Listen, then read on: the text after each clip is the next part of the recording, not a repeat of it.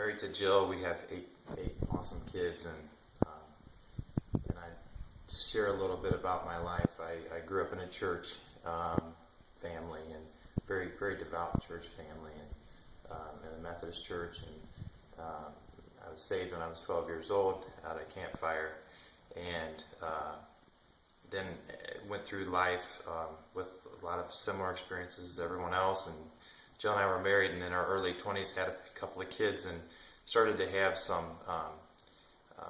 maybe more challenging time in my life, and a time of seeking. So instead of going to counseling or anything secular, I was convicted to go to the Word, and I started to read really for the first time.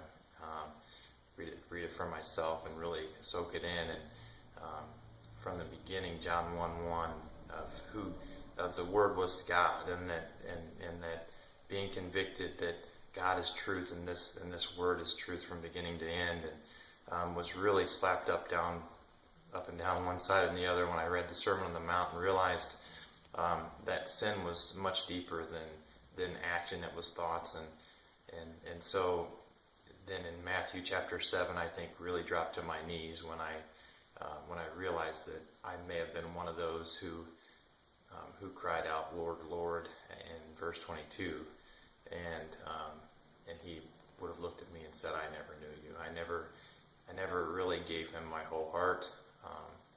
I gave him my proclamation in my mind, but not my whole heart.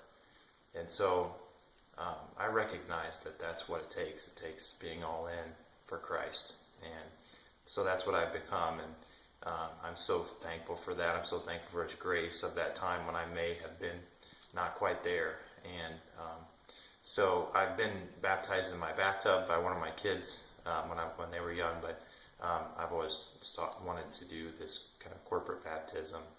And so that's where I'm at today.